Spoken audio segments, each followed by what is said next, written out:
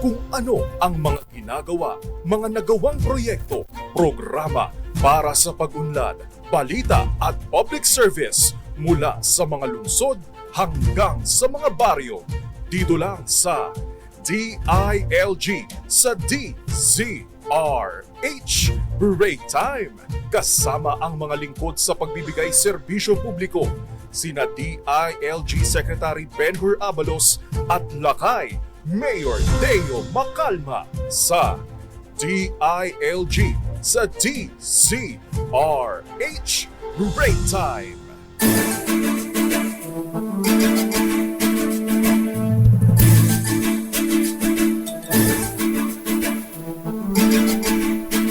Magandang hapon, Luzon, Visayas at Mindanao. Ngayon po ay Miyerkules. It's September 6, 2023. Tuwing araw ng Miyerkules, matik na po yan. DILG sa DZRH Break Time. At maliban po sa akin, minus Lakay Deo Macalma, ako po, Elaine Apit. Makakasama rin natin sa programa ang Undersecretary for Plans, Public Affairs and Communication ng Department of Interior and Local Government, ang napakagandang si Yusek Margarita Gutierrez. Magandang hapon, Yusek. Magandang hapon, Elaine, and to my co-equally beautiful partner for today. Sa ngalan po ni Secretary Benhur Abalos na busy po ngayong hapon na po. Magandang hapon, Pilipinas, at sa lahat ng nakikinig at nanonood on-air at online. Ang DILG po ay inyong makakasama dito sa DZRH Break Time upang mas mailapit po ang ahensya sa publiko pagdating sa pagbibigay ng serbisyo. Dahil ang DILG po ay matino, mahusay at maaasahan na handang paglingkuran at pangalagaan ang ating mga mamamayan. At bilang bahagi nga po ng mas malawak na paghatid ng balita at serbisyo, ang DZRH ay live ninyong mapapanood sa ating mga social media accounts, DZRH News sa Facebook page, sa DZRH News Television YouTube channel, at sa aming pong website dzrhnews.com.ph, and of course sa cable channels nationwide. At para naman po sa inyong mga katanungan, mga nais idulog sa ahensya or mga suggestions, tayo rin po ay naka-live at pwede nyo kaming mapanood sa DILG Philippines official Facebook page. At ngayon, Yusek Ma'am, medyo marami-rami tayong update, mga latest na happenings at aksyon sa DILG. Tama ka dyan, Elaine. Dahil sa DILG Balita at Aksyon, ating tatalakayin ang latest news and happenings sa aming ahensya. Yon. At ito na nga, nako, marami ang mga balita, Yusek, na pumuputok Super. ngayon. Parang sabi ko nga, parang Wednesday pa lang, pero yung pagod ko Friday na. Or Saturday. Yung tipong parang gusto mo na lang itulog. But anyway, puntahan na natin ang mga latest na balita at aksyon sa DILG. Nakipagpulong noong nakaraang linggo ang Department of Interior and Local Government kasama ang iba pang alkalde ng Metro Manila, mga pribado at pampublikong market administrator sa National Capital Region sa pagpapatupad ng Executive Order number 39 o ang pagtatakda ng mandated price ceiling sa bigas. Sa nasabing pagpupulong, hinikayat ang mga market administrator ng 17 NCR-LGUs na sumunod sa itinakdang price ceiling sa bigas. Pinaalalahanan din ni Secretary Benhur Abalos ang mga lokal na pamahalaan na i-activate ang kanilang Local Price Coordinating Council. Kahapon ay bumisita si DILG Secretary Abalos, DTI Assistant Secretary Agaton Overo at Quezon City Mayor Joy Belmonte dyan po sa may NEPA Q-Mart at sa Save More Supermarket dyan naman po sa Cubao, Quezon City upang inspeksyonin sa unang araw ng implementasyon ng mandated rice price ceiling. Ayan, nakita mo gaano ka-busy ang aming secretary. Talagang ang DILG ay kabahagi lagi sa mga ganito, Yusek, At yung mga LGU kasi natin tinatap din sa pagbabantay ng Correct. presyo ng bigas. So whole of a nation approach Yes. po with regard to this issue. At sa ibang balita, this is something very close to my heart. Nakikiisa ang DILG sa pagdiriwang ng Philippine Creative Industries Month ngayong buwan na may temang Celebrating Filipino Creativity, Advancing Creative Philippines. Ito ay alinsunod ng Republic Act 11904 o ang Creative Industries Development Act. Bilang miyembro ng Philippine Creative Industries Development Council o PCIDC, ang DILG ay katuwang sa pagprotekta sa creative industry ng bansa, lalo na sa pagsusulong ng malikhaing kultura, sining, pamana at tradisyong Pilipino. Nakikipagtulungan din ang kagawaran sa PCIDC upang ihanda ang mga lokal na pamahalaan na nagnanais na mapabilang sa Creative Cities Network at maging katuwang sa advokasya ng malikhaing industriya sa bawat sulok ng bansa. Samantala, magsasampa ng kaso ang Bureau of Fire and Protection sa mga mapatutunayang may sala sa insidente ng sunog sa paggawa ng t-shirt dyan sa Barangay Tandang Sora, Quezon City noong nakaraang linggo kung saan 15 o 15 ang nasawi. Ayon sa inisyal na investigasyon ng BFP, posibleng naging sanhi ang mga nakaharang na sasakyan sa exit ng paggawaan dahilan upang hindi makalabas ang mga biktima. Siniguro naman ng BFP na mananagot ang sinumang may kasalanan sa naturang insidente kasabay ng paalala sa publiko na maging alisto sa banta ng sunog kahit nga po panay ang pag-ulan. Sa ibang balita naman, pinaalalahan ng Philippine National Police ang mga tauhan nito para sa mahigpit na monitoring at pagbabantay sa election hotspots lalo na sa areas of concerns para sa darating na eleksyon sa Oktubre. Nitong Martes, nakapagtala ang PNP ng 8 suspected election-related incidents kung saan ang ilan sa mga kasong ito ay shootings and stabbing na naganap sa Bicol Region, Eastern Visayas, Zamboanga Peninsula at Soc-Sargent. Iimbestigahin ang naturang insidente sa Joint Peace and Security Coordinating Council upang malamang kung election-related incidents nga ang mga ito. Ayon kay PNP Chief Benjamin Acorda Jr., madadagdagan ng mga ide-deploy na kapulisan sa mga checkpoints upang mapanatili ang peace and order sa kasagsagan ng barangay at sangguniang kabataan elections.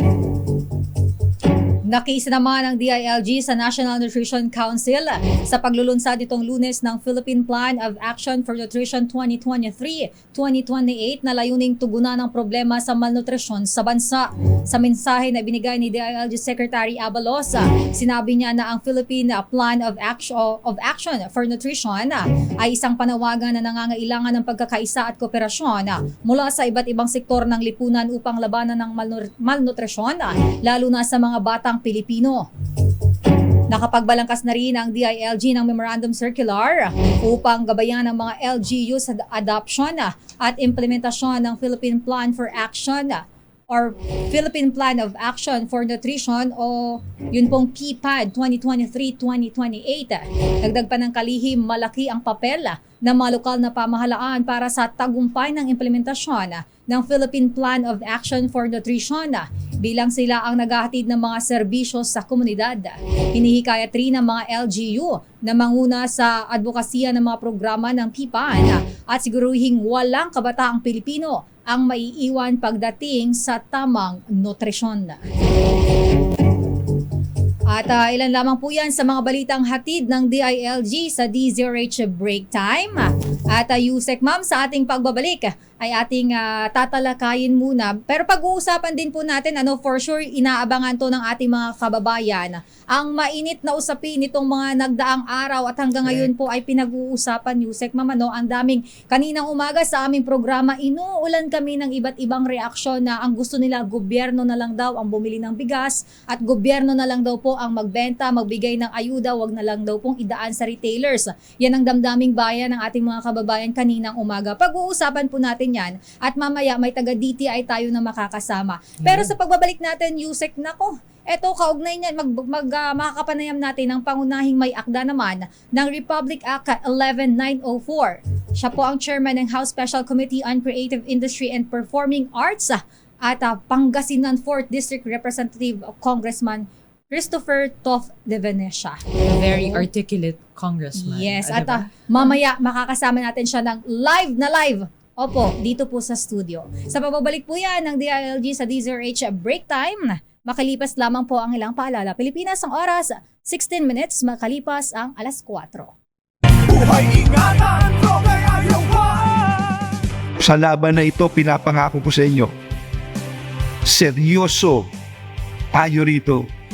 Hindi tayo matatakot dahil sama-sama natin lalabanan ang droga. Yan ang gagawin natin. Dahil dito, bida ka. Buhay ay ingatan, droga ay ayawan. Bida tayong lahat sa kampanya laban sa illegal na droga. RH. Makabuluhang talakayan at mga mahahalagang impormasyon na dapat mong malaman sa Usapang Bayan.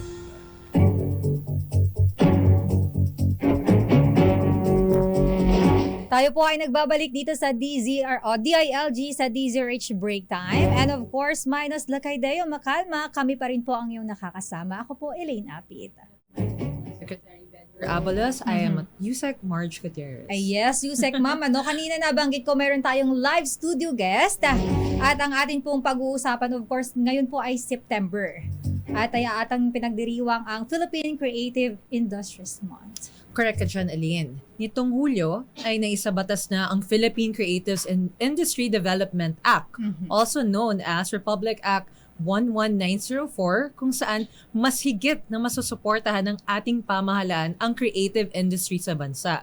Kaya naman ating alamin ang iba pang detalye kaugnay niyan, ating makakapanayam. Ang pangunahing may akda ng Republic Act 11904, Chairman ng House Special Committee on Creative Industry and Performing Arts at Pangasinan 4th District Representative, Congressman Christopher Toff de Venecia. Magandang hapon sa'yo, Kong Toff. Magandang hapon, Yusek Marge, Elaine, at sa lahat ng ating mga tagapakinig. And happy Philippine Creative Industries Month sa inyong lahat. Kung hindi alam ng lahat ng marami yan, yung mga ganyan na, kaya maganda na mapag-uusapan natin siya dito. And this is a really great initiative because finally, may voice ng creative industry. Yes. Yun. And Long overdue. champion, o, di ba? Correct. Bata pa lang ako talagang isinusulong na ito ni Kong Toff. Parang may gusto kang sabihin, Yusek.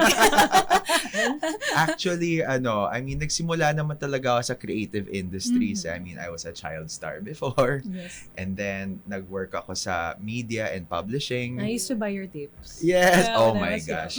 Tapos sa teatro, tapos sa fashion, marketing. So parang kumbaga ang dami ko ng experience sa sektor na ito at nakita ko talaga yung mga pinagdadaanan ng ating mga malikhaing Pinoy. So I'm so happy na may batas ng ganito. Finally matutulungan na sila at ma-recognize sila bilang nagko-contribute sa ating ekonomiya. That's very true. That's why my first question for you. Yes. Naipasa sa Kongreso noong nakaraang taon ang Philippine Creative Industries Development Act kung saan kayo po mismo ang pangunahing may akda.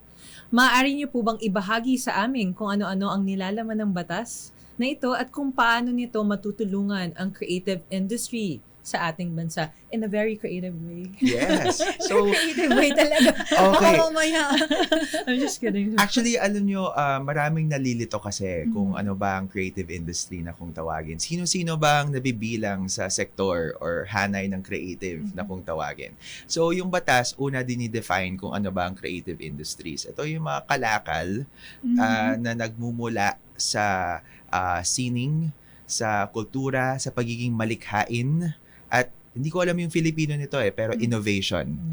Alright? So, ito yung, at meron siyang kakayahang mag-generate ng, syempre, trabaho para sa sambayan ng Pilipino, revenue or kita, and of course, yung paggamit ng tinatawag na intellectual property or yamang isip. So, kumbaga, ang yamang isip ang siyang nagbubuklod sa creative industries at dun sa mga industry na gumagamit ng creativity or pagiging malikhain para mas mapaganda ang kanilang pagiging produktibo. So, definition. Pangalawa, gumagawa ng isang bagong ahensya sa gobyerno na kung tawagin ay Philippine Creative Industries Development Council, kung saan miyembro dyan ng DILG. Yes. Support. At yes, isa kayo sa 10 ex-officio members at magkakaroon ng 9 representatives mula sa pribadong sektor na i-appoint ng ating mahal na Pangulo. And ang pangunahing mandato nitong bagong ahensya ay gumawa ng plano kung paano ba i-develop ang creative industries sa ating bansa. Opo. Na short, medium, at long term. So, at short meaning 3, 6, and then 10 years sa long term. And maraming mga programa ang napapasailalim sa batas na syempre kailangan nating mapondohan para ma-implement ng True. tama ng DTI. Correct. Yan ang pinaka chairman or pangunahing government agency na mag-i-implement ng batas. Nako. Diba? Napakaganda. Napakaganda. Actually, ako personally, hindi ako masyadong aware dito sa batas nito ko. At napakaganda. Kasi I have this, share ko lang mabilis. May program ako na ang konsepto niya is to support local artists at yung mga iba pang mga nandito sa atin. At malaking tulong yan lalo na dun sa mga kababayan natin na nagsa-start pa lang. Meron akong kilala yung mga basahang damit. Tinatahi niya. Nice. Tapos, alam ko si Beauty Gonzales, so isa sa mga nag-model ng Yes. ginawa niya. So, it's perfect example, I think, for this na sinusupport natin. Actually, ng batas ikaw, na to. Elaine, and yung DZRH is part of the creative industries. Kasi may 73 creative industries ang dinidefine ng batas and medyo marami. So, kailangan natin silang pagsama-sama. So, may Ayun. 9 domains na Ayun. naka-indicate sa law. So, part kayo ng audio and audiovisual media domain. Ayun. And then ako naman, alam to ni Yusek Marge na nasa teatro din ako, maliban sa pagiging congressman. So, part ako ng performing arts domain. And then yung sinasabi nyo kanina, yung mga damit na gawa sa retaso, that's part of the design domain. So very, very broad. And siguro ang inisip natin, bakit natin pinagtutuunan ng pansin Yes, ang correct. sektor na ganito, nakaka-contribute ba to sa ekonomiya? So bago pa maisabatas yung RA 11904, nag-commission na po tayo ng study with the Philippine Statistics Authority. Nice. So inalam natin kung ano ba ang kontribusyon ng creative industry sa ating ekonomiya. Kalain ninyo, it's 1.6 trillion Oh. pesos. Wow. Wow. That's huge. 7.34% ng ating GDP. At nagbibigay trabaho sa mahigit 7 million Filipinos. That's Malaking almost 11.5% of total workforce. So marami talagang nagtatrabaho sa creative industries. Ayun. Kaso for the longest time, sariling sikap sila or hindi sila masyadong napagtutuunan ng pansin. Pero ngayon, magbabago na yan because Ayun, meron no. tayong batas. Kung nabanggit natin yung gaano kalaki yung naiaambag sa industriya. Pero ano-ano po yung mga trabaho na nakapaloob dito sa creative industries? Siguro bigay tayo ng ilang sample for our viewers and listeners. Okay, so sa design, malapit to kay Yusek Marge. Siyempre naman. Fashion, furniture, architect, interior designer, landscape architect, urban planner. Sa design pa lang yan. Of course, sa performing arts, andyan yung theater. Yes. Alright? Andyan yung opera, andyan yung spoken word, andyan yung mga play, andyan yung mga dance, yung mga ballet, ang dami. Marami sa performing arts. Of course, visual arts. Visual Ayan, arts. sikat na sikat yan. Yung mga painter, mga sculptor, yung mga yung naggagawa ng ceramics, marami sila. Siguro ang pinakamalapit siguro sa puso ng ating mga LGU ay yung tinatawag nating cultural sites. Because maraming mga heritage structures na located na actually nagagamit ng ating mga LGU para sa kanilang cultural tourism programs. So, sa cultural sites, andyan yung mga heritage sites, museums, libraries, performing arts venues. And then, of course, you have traditional cultural expressions. So, andyan yung mga arts and crafts. Andyan yung gastronomy. Ayun. So, kasama yung pagkain. Favorite namin yan. Yes, exactly. Mahilig tayo Parang kumain. medyo nakaka-relate kami doon. Oh, diba? Kitang-kita naman. Mahilig kami sa pagkain. Correct. So, even yung mga chef, kasama sila sa creative industry. So, it's very, very broad, no? Of course, publishing and print media. Yes. Nagsimula din ako dyan. So, magazine, newspaper, yung mga gumagawa, nagpa-publish ng libro, yung gumagawa ng comic books, yung mga gumagawa ng textbooks para sa ating mga eskwelahan. Malaking sektor No wonder siya. kaya ang laki ng very broad. ine-earn ng industriya dahil Correct. napakadami. Basically, everything you hear, Yes. you watch, Yes. and you see. Correct. Diba? All senses. Nandyan. All senses. In fact, isa nga dun sa mga palaisipan nung pandemic kasi of course naging challenge paano ba natin itataguyod yung karapatan ng ating mga freelancers or yung mga malikhaing Pinoy, paano sila mabibigyan ng ayuda kung hindi sila masyadong nasa kamalayan ng pamahalaan. So isang naging palaisipan is paano kung mag-strike ang ating creative Ayun. industries Oo nga, or no? magkaroon tayo ng creative blackout. Mhm. Anong magiging itsura ng mundong iyon? What will happen? Like in the US now, di ba? It's happening. Nagkaroon ng mga walkers, nag-walk out yung mga writers and script writers sa mga favorite natin mga TV shows. Kaya Precisely because they're not being protected. Mhm. And Exactly. they have mga hinaing na hindi na Na-fresh out. yes, oo. Kasi parang, you're right, Yusek Marge, parang lahat ng senses natin ay triggered at activated ng malikhaing industriya. So napakalaki ng role ng ating malikhaing Pinoy. Hindi lamang sa ekonomiya, even sa ating mental health, even sa ating kaluluwa. Kaya nga, I'm so grateful na si President PBM ay sa unang SONA pa lang niya, ay special mention na kaagad ang creative industries. And of course, nagkaroon ng part 2 this year sa kanyang pangalawang SONA.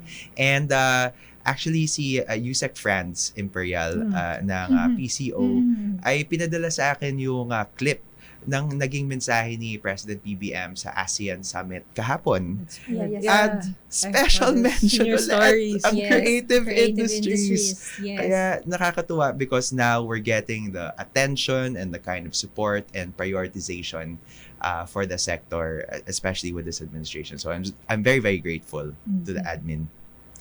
I also remember Yusek Franz kasi is also from the theater and production. Kaya very close to his heart rin yan. But diba itong ano rin naman, itong law na rin to, parang naging, paano ba, mas naging, nabigyan nyo ng importansya, lalo na nung pandemic. Kasi nung pandemic, di ba, parang ang daming nawalan ng work. Right? Yes, opo. Especially for the creative industries. Kasi, okay, ako, based on experience, nawalan ng fashion shows. Correct. 'Di ba? Kasi bawal nga magkaroon ng interaction, Yes. 'di ba? So ang daming nawalan ng trabaho. So lahat sila parang paano na kami? So I guess dyan rin nag-started. That's why they were able to find a champion kay Kong Tof. Naalala ko yan yung mga At issues saka nung nagkaroon ng panahon yung mga creatives na mag-usap-usap. And because nagkaroon ng Zoom, is Yun. naging mas madali magpulong. Yes, opo. At communicate. finally, isipin naman natin, ano ba ang mga problema ng sektor natin na hindi lang kailangan ng ayuda para makatawid sa pandemic, but also ano ba yung mga problema na ang tagal-tagal nang nandyan, Yes. pero never natututukan. Never na-address. Never Wala. na-address. Like kunwari sa performing arts, amusement tax is a perennial problem kasi napakalaking dagok yan sa mga nagpe-produce ng mga play or ng mga concert. Yes. And of course, sa mga filmmaker natin, yung nagpe-produce ng mga pelikula. Ngayon pa, na yung mga manonood is medyo nasanay sa streaming. Yeah, So, correct. hindi na sila masyadong pupunta sa sinehan. More on ano na lang, stream na lang ako. Hintayin wag na lang natin lumabas sa Netflix. Netflix or Amazon Prime. Tapos, ang daming naging mga kumbaga disruption created by the pandemic and enabled by technology, yung shift natin to online. So, ang daming mga opportunities, pero ang dami rin kasing mga naging problems brought about by, and ngayon, of course, yung usapin ng artificial intelligence correct. or AI. Say AI, something yes. about The AI. Very controversial AI. Controversial AI, Yes. di ba? So, while definitely makakatulong siya sa productivity ng mga creative firms natin, Yes. it's also very possible na may mga workers na ma-displace. Yes. Kaya it's They very don't have- challenging. Or AI nagiging doesn't tamad have na a nga yung iba, Kong. Ha? Umaasa sa AI yung iba. Yung mga speeches, no, minsan nag-AI AI na lang. Wag. May mga nagte-trending nag-AI daw. Diba? Walang puso yun eh. Tayo meron. Tayo Oo, meron. exactly. Kong Tof, yun na nga, na-mention mo na nga, yung support natin. But at present, can you think of yung mga existing programs ng government na nailatag na? At kung meron man, paano ba natin may sasakatuparan ang mga ito? Okay, well, syempre, like yung sinabi ko kanina, kung may batas, kailangan may pondo. So, sa 2023 GAA or General Appropriations Act, nakapaglaan ng Kongreso ng 410 million Oh, wow. sa year 1 Congratulations. ng implementation ng batas. Thank you. So, yung 250 million doon ay magiging source nung or seed funding nung programa ng DTI na kung tawagin ay Malikhaing Pinoy. Okay. Alright? At maraming components yung Malikhaing Pinoy. Pero siguro, ang very, very specific sa ating mga LGUs ay yung programang kung tawagin ay Lunsod Lunsad. Alright. This is a competitive grant program for LGUs na pwedeng applyan ng ating mga local chief executives or mayors para makapagpondo ng isang creative program sa inyong nasasakupan. And ang pwede nyo makuha is as much as 3 million pesos. Wow. This will really encourage a lot of creatives. Correct. Pero dapat yung Right. programa is aligned with yung performance outcomes or yung mga objectives ng batas. Correct. Kasi ang objective is one, again, trabaho, revenue, GDP, investment, export, audience development or market development for yung creative output. And yung pinaka-importante is yung generation of Filipino intellectual property or yung yamang isip.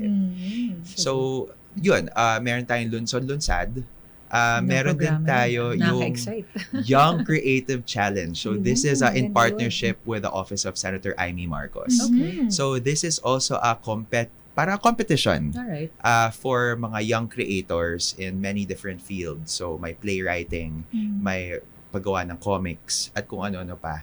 And ilo-launch yung program sometime this month because it's Creative Industry Month. And yeah, yung mga winners can get as much as 1 million pesos Nice. to be able to fund their content or their original creative content. And then, syempre ngayon, ongoing yung Creative Industry Month celebration. Nagkaroon ng media launch sa Metropolitan Theater nung Sunday. And if mag-log on lang po ang atin mga tagapakinig sa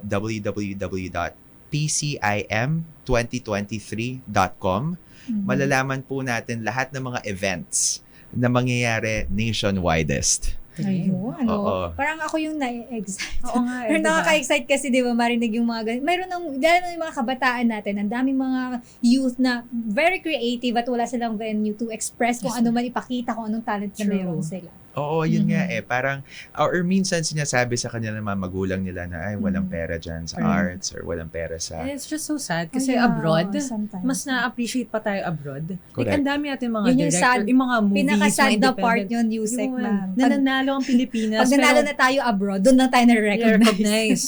So parang kailangan ba nating mag-ibang bansa pa para ma-appreciate nila yung ginagawa natin? So, Exactly. So parang actually naging wake-up call nga yan sa maraming mga creatives. No? Like I remember I had a Zoom meeting with Lea Salonga and parang we were trying to get her support in lobbying for this measure in the previous Congress. Tapos sabi ko, imagine Lea, kinailangan mo mag-abroad, mag-Miss Saigon, Miss Saigon. mag-Disney, Yes. So, para Princess Jasmine and Mulan para To kumbaga maiangat yung estado mo or yung equity mo bilang Being artist dito sa Philippines. And of course, Dali De Leon, di ba? Yes, yes. Ngayon, starring role siya sa mga pelikula. So but proud she's of been there for decades. Yes. True. At hindi siya pinapansin. Yeah. Or she doesn't get the Or, roles yes, na, parang- na she deserves Yes. as an oo. Parang artist. kailangan pang i-prove sa ibang country. Medyo Correct. masakit yun ko. Di ba? Masakit Parang, siya. masakit na katotohanan, sabi nga ng mga makakata. Correct. Pero yun nga, I mean, part of the goals of this law is i-develop rin yung audience. Yes. Kasi hanggang sa every time may bagong pelikula or bagong kanta na i-release ng isang banda or isang OPM act at hindi nakaantaba yung 110 million Filipinos, Kaya, ay hindi pa natin nare-realize Yes. yung gusto natin mangyari. Kasi siguro parati nating hinahalid tulad yung sarili natin sa Korea, sa South Korea. Correct. Kasi parang wow, grabe yung mga K-drama nila, no? Correct. K-pop, no? We can Parang also do what they're doing. we can do what they're doing. we're even- really good at doing that. Baka even better. Yes, oo. Baka mas magaling pa tayo. Pero actually. ang hindi na-realize ng karamihan sa mga tao na sumusubaybay sa Hallyu or yung Korean content is that yung pinaka biggest consumer ng Hallyu ay yung mismong mga Koreans. Koreans. Mhm. tayo mga Pinoy, ang nag-number one pa sa Netflix is lahat ng mga K-dramas, di ba? Trending now. Guilty po dyan si Elaine. Crash landing ko na. Ay, luma na pala yun. Pero ito po, nabanggit na po natin, of course, may marami tayong kinakaharap na hamon sa industriyang ito. Pero as of now po, ano po yung pinaka-problema ng creative industry as of now po? Siguro it's marketing. Maraming magagandang produkto, pero yung market, yun nga, hindi developed. Or minsan yung creative hindi marunong mag-market.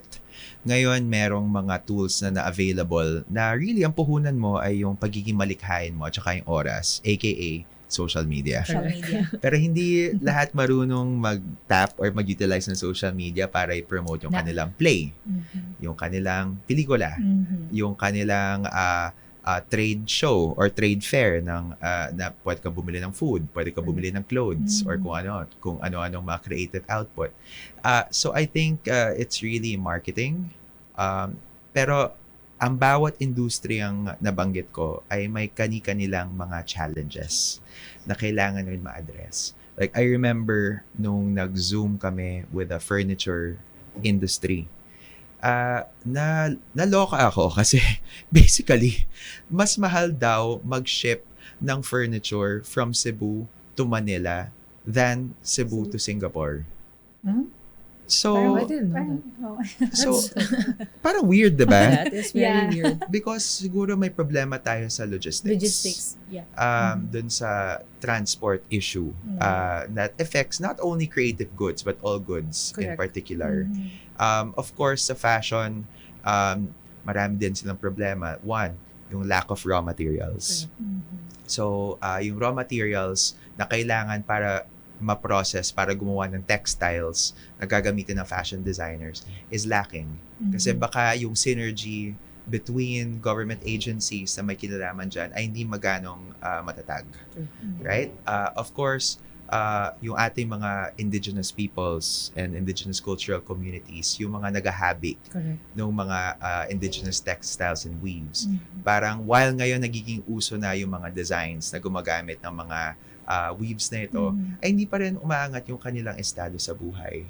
Kasi baka binabarat when it comes to like yung commercial dealings with designers or even capitalists. So parang maraming mga different challenges na kinakarap ang bawat isang creative industry.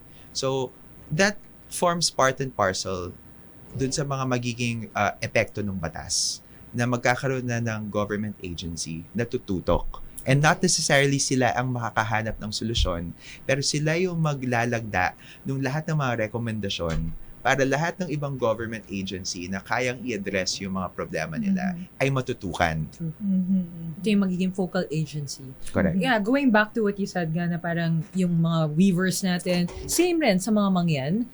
When they sell, yung mga tela nila na galing sa banana leaves. Okay? Binibenta nila sobrang murang-mura. Murang-mura, yes. Kasi pang tawid Parang gutom na lang at times. So parang na-exploit. Correct. And maybe because you're not that knowledgeable in terms of pricing, di ba? Right. So if there will be more, if there will be an agency na talagang matututukan sila para hindi rin ma-exploit, Yes. Correct. diba? At least bukod sa mapopromote natin yung ating mga produkto na ganyan, diba? At least maaangat natin ang level ng creatives. No, that's true. That's true. At saka kailangan natin ng parang at this point a whole of nation approach to developing the sector. Kasi I remember nung nagpulong kami ni Presidente about this particular issue in creative industry. Parang nasabi niya na kailangan din natin ma-encourage or mahikayat yung private sector na pumasok at tumulong. Kaya nga even sa celebration nitong Creative Industry Month, ang dami nating mga partners mula sa pribadong sektor para i-mainstream or i-signal boost or mas mag-raise awareness pa dito sa creative industry bilang sektor. I mean, from like the Ayala Group to even the Robinsons Group. As in, ang dami nating partners nationwide. And then, of course, kailangan rin natin ng public-private partnership for investments in the sector. Kailangan ng pondo. Kailangan ng pondo at kailangan ng capital infusion. Kasi a lot of these creative industries are very cash strapped. Parang kailangan talaga nila ng puhunan or kapital para ma-start yung kanilang negosyo. So while we will be providing all of these like dedicated loans sa ating mga malikhaing Pinoy dun sa batas, kailangan din natin yung mag-i-invest sa bansa on like for example, post-production or sound facilities para sa film, para ma-upskill yung mga workers sa film industry. Or siguro, kailangan natin yung mag-i-invest sa bansa on, areas like technology, even artificial intelligence, and all of these new digital disruptions na medyo kailangan ng malaking puhunan because mapapakinabangan yan ng ating mga malikhaing Pinoy. Opo. Ayun. Kung actually ang sarap pag-usapan Ang sarap nito, ng no? topic Kasi na to. very interesting to. Hindi naman na araw-araw na pag-uusapan natin to. But of course, medyo baka kapusin tayo sa oras. Nag-aantay sa atin ng DTI. Pero kung baka sana next time balik ka dito, di ba? Kahit sa programa nyo, di ba? Yes. Kasi ang oo. ganda ng Anytime. Invite ka discussions. namin kasi marami akong gustong itanong kay Di ba? Ako din Oo. kanina. Oo, very interesting kasi yan. Kung any message po sa ating mga mamamayan, of course, lalong-lalo na po dun sa mga napapabilang sa creative industries. Well, una, again, happy Creative Industries Month po sa inyong lahat. Kung gusto nyong mas mapag-alaman pa yung batas na ating ipinasa, yung RA 11904, pwede nyo po yan i-google para maintindihan ninyo. And then, sundan nyo po ang DTI Facebook page para mas makita nyo doon yung mga programa na available para sa ating malikhaing Pinoy. And of course, yung website ng Creative Industry Month, yung www.pcim2023.com. And ako po, talagang ang paniwalang-paniwala ko sa puso ko is that the future is creative. Because really, dyan na tayo patungo. At ang pinaka-competitive advantage natin bilang Pinoy ay ang ating kultura at ang pagiging malikhain. At kung bigyan natin yan ng importansya, ay mas makikilala pa tayo sa buong mundo at mas magiging produktibong Pilipino tayo. And with you as the champion, there's no doubt that we will reach that goal. Support tayo. #support tayo dyan. Support. Kaya dahil dyan, maraming salamat sa iyo, Congressman Tov. And we wish you more luck. Not that you need it, but luck and No, we need it. more success po. Yes. And basta nandito lang ho ang DILG anytime na may kailangan kayo. Yes, of course. And thank you to Sec Benhur and to Sec March and the whole DILG family. Kasi excited na ako dun sa magiging collaboration natin next year. Let's make it happen. Ayun. Pwede na nga this year, di This ba? year na daw, sabi ni Yusek. Brainstorm ka na. Ay, pwede rin. Why not? May brainstorm kami. For the ease of record doing po, business. naka-on air. So, pwede ka pong balikan ni Kong, Yusek. Pwede naman this year, di ba? Sa kanya yan. Why not? Ang sarap ng ating usapan, kwentuhan dahil napakaganda ng ating topic. Pero magbabalik po ang DILG sa DZRH Break Time. Makalipas lamang po ang ilang paalala. Pilipinas, ang oras, it's 4:49. Nitong ika-11 ng Agosto 2021, inilabas ng Department of the Interior and Local Government at ng Department of Budget and Management ang Joint Memorandum Circular No. 2021-1 bilang gabay sa pagbuo ng mga Devolution Transition Plan o DTP ng mga LGU. Ang DTP ang magiging gabay o roadmap ng bawat pamahalaang lokal sa kanilang pagtanggap at pagganap sa mga tungkulin, serbisyo at pasilidad na nailipat mula sa mga pambansang ahensya. Ito ay upang matiyak na maayos, sistematiko at magkakaugnay ang mga hakbang sa pagsasakatuparan ng full devolution. Sa DTP, tutukuyin ang bawat gampanin at serbisyong nailipat sa mga pamahalaang lokal at ang kaakibat ng mga estratehiya, karagdagang pondo at pagbabago sa estruktura ng kanilang organisasyon. Angat, lokal, tamang pondo, angat serbisyo.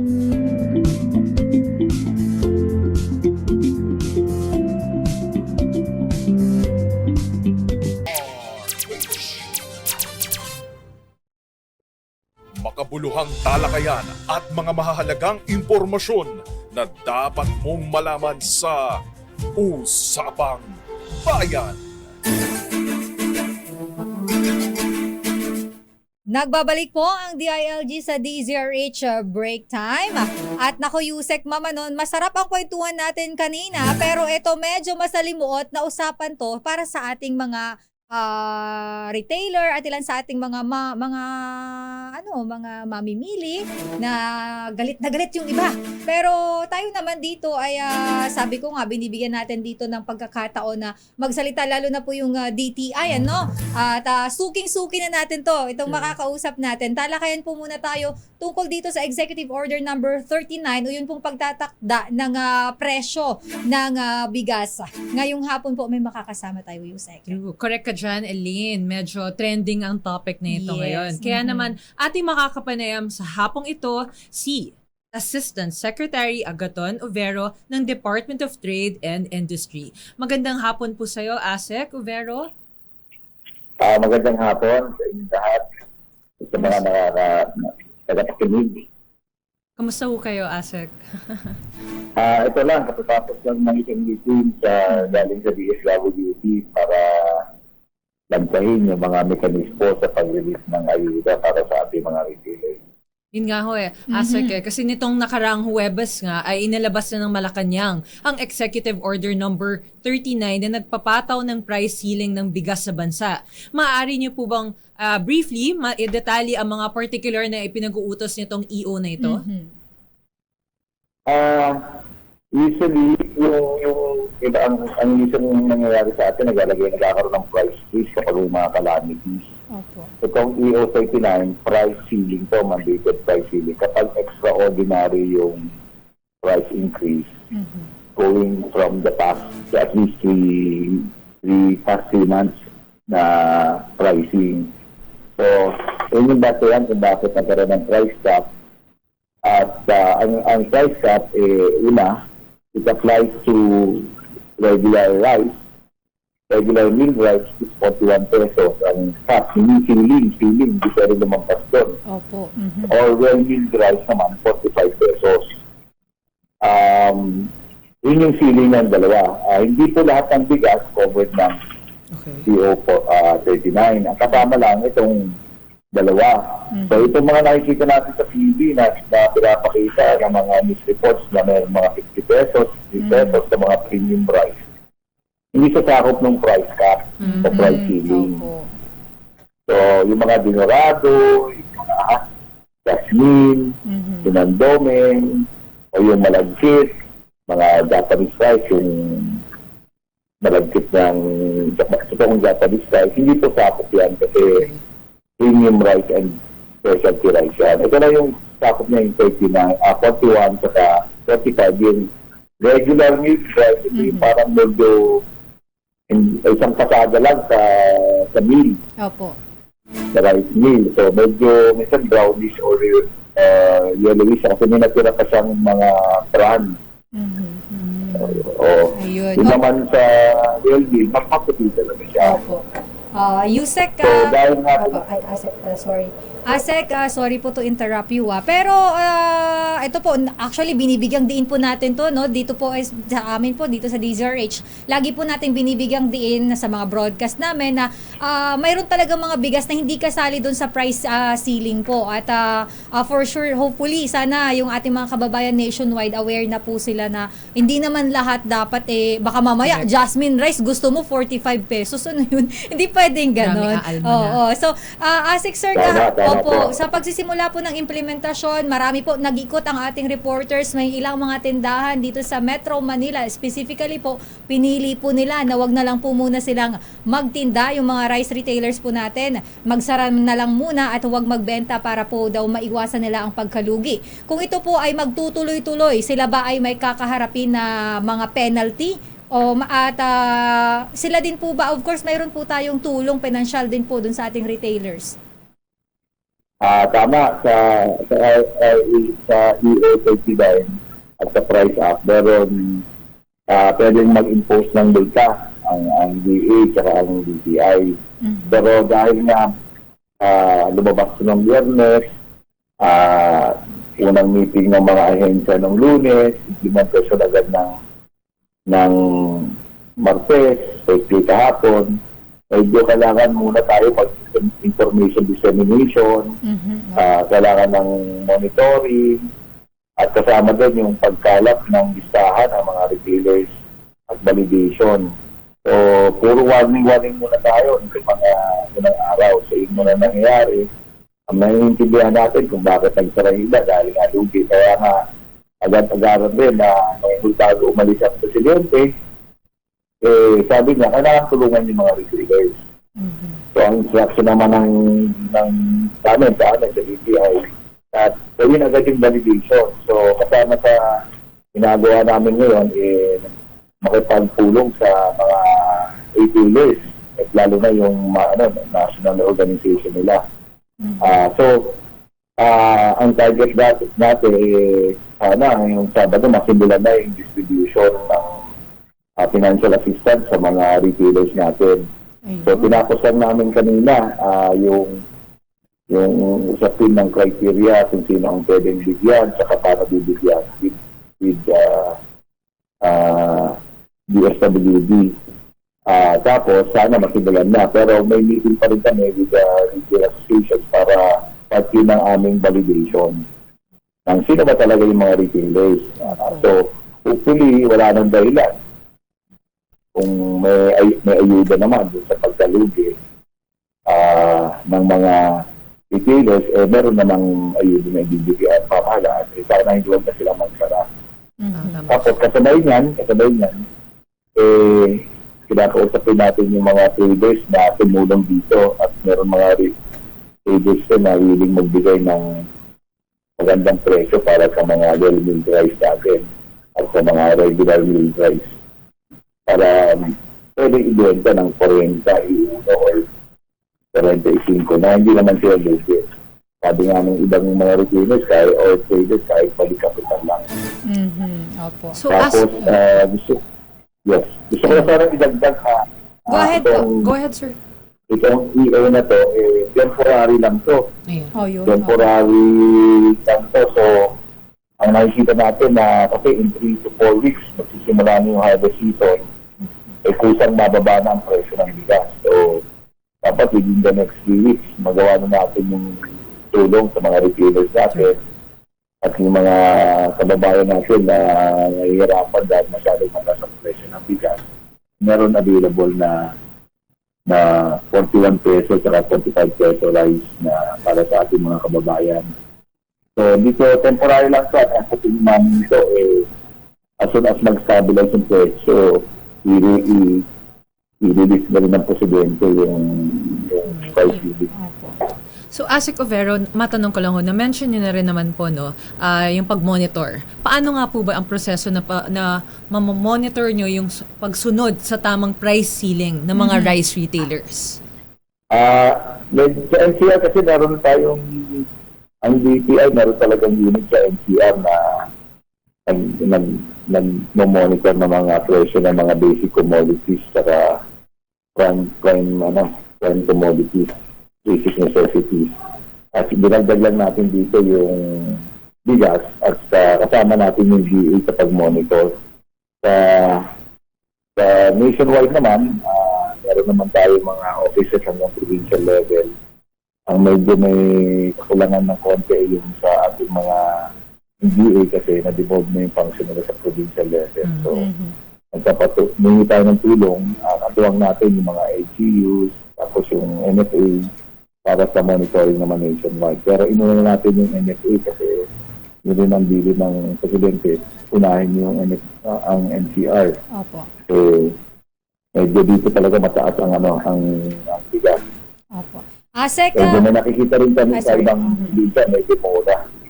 Opo. Tama. Asek, ito naman po maliban of course sa ito pong Bureau of Customs na marami tayong lately po may mga nire-raid na bodega ng bigas dito po sa bahagi ng Bulacan. Ang Philippine Competition Commission o PCC po at ang DILG inatasan rin na umalili sa DA at DTI sa pagpapatupad ng price ceiling ng bigas po.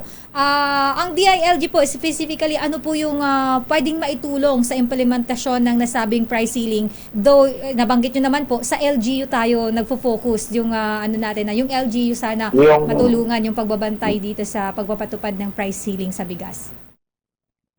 Initially, katuwang natin yung DILG sa information dissemination through the mayors and the local official kasi maraming hindi nakakaalam. Meron din dito lalo na sa NCR, nagsimula na rin na magbigay ng assistance sa mga retailers na malulugi dahil sa price cap tulad ng pagbibigay ng libreng rental sa mga public market. Meron yung assistance side, meron din sa information dissemination side. At later on, pag kakailangan nyo natin mag-equip kasi may maraming dito musulod. Yung sa enforcement side, makakatulong ang PNP tsaka ang DOJ naman kung kailangan sampahan ng kaso saka yung ating mga LGUs. Pero sa ngayon kasi, puro lang tayo warning muna kasi pangalawang araw pa lang, walang masyadong oras para i-disseminate itong at ipaliwanag sa publiko ano talaga itong price cap at bakit pinagawa natin. Ayun, at least malinaw po, ASEC, no? Kasi may ilan sa ating mga kababayan, baka hindi sila masyadong nakikinig ng balita. Saka natatakot na rin kaagad sila. Yes, so, ayan malinaw na nagaling na mismo sa DTI na warning na muna po ngayon. Pero wala pong makukulong, wala pa pong makukulong. Baka kasi yung iba nag-e-exage, makukulong. So, yung iba natatakot. Multa lang siguro pinaka hindi naman ganun Fine po. Fine. At dahil po dyan, yun nga po, dahil since information drive pa lang naman po tayo, ASEC Covero, kung may mga tindahan or establishmento po na hindi susunod sa price ceiling sa bigas, saan po ba pwedeng dumulog o magsumbong ang ating mga kababayan? Meron po yung Go Negosyo hotline ng DTI. Meron din po yung hotline yung ating Office of the President para sa mga sumbong o reports. At para warning. Mga nag-violence. Tama, warning. Pero tuloy-tuloy po yung monitoring natin nationwide na. Kahapon, mostly NCR, pero ngayon, may monitoring na rin tayo at information dissemination na ginagawa ang mga DTI officers sa probinsya, katuwang ang DA regional officers, para mga LG, and pati na rin ang MSA. ASEC, maraming salamat po sa pagbibigay po ng oras dito po sa aming programa sa DILG sa DZRH Break Time, at maraming salamat po sa walang sawang pagsagot sa mga tanong, lalong-lalo na po importante. Opo, mahalaga po yung ating paliwanagan yung ating mga kababayan sa benepisyo at kailangan din malaman ng mga maapektuhan o ng retailers na may tulong na darating para sa kanila.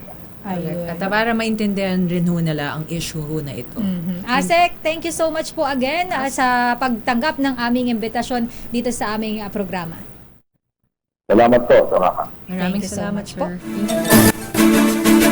Ayan, nakausap natin si Assistant Secretary Agaton Overo ng Department of Trade and Industry, at malinaw naman po yan na yung presyo po, yung price ceiling na pinatutupad sa bigas 41-45 sa regular at wheel milled rice lang po yun, hindi po yun kasama sa mga yung mga high-end rice po na iba. At wala mga lang po tayo, information dissemination lang. Warning lang, sabi ni ASEC. At nako, kailangan natin magpaalam. Kailangan din huminga ng konti, no? Parang hiningal tayo. Parang hiningal po kami doon. Pero maraming salamat sa susunod po na programa. Pasensya na sa balansyado kay Miss Karen Oyong at kay Mr. Henry Uri.